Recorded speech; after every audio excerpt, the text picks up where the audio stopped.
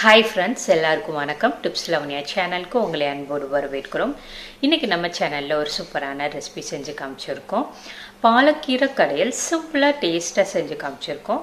இந்த பாலக்கீரை நம்ம ரெகுலராக சாப்பிட்டுட்டு வர்றதுனால என்னென்ன நன்மைகள் அதையும் நான் வீடியோவில் டீட்டெயிலாக சொல்லியிருப்பேன்.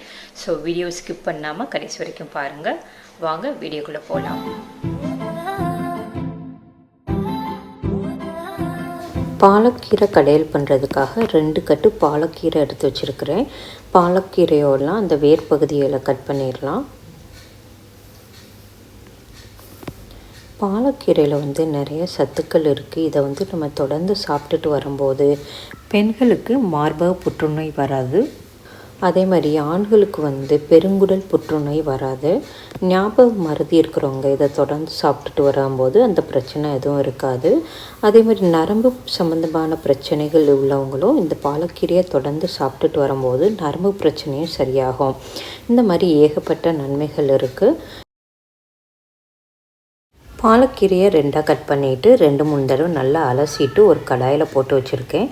இது கூட ஒரு 10 சின்ன வெங்காயம், 4 பல் பூண்டு, 1 ஸ்பூன் சீரகம், 1/2 ஸ்பூன் மிளகு, ஒரு பச்சை மிளகா போட்டுட்டு கொஞ்சமாக தண்ணி ஊற்றி பாலக்கீரையை வேக விட்டுறலாம்.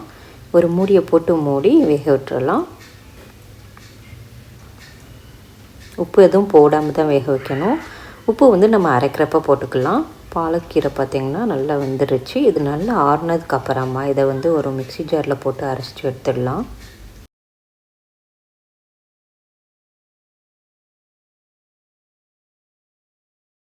பாலக்கீரை நல்லா ஆறிடுச்சு. இதை ஒரு மிக்ஸி ஜாரில் போட்டுட்டு தேவையான அளவு உப்பு போட்டுடலாம். போட்டுட்டு இதை நல்லா பேஸ்ட்டாக அரைச்சி எடுத்துக்கலாம்.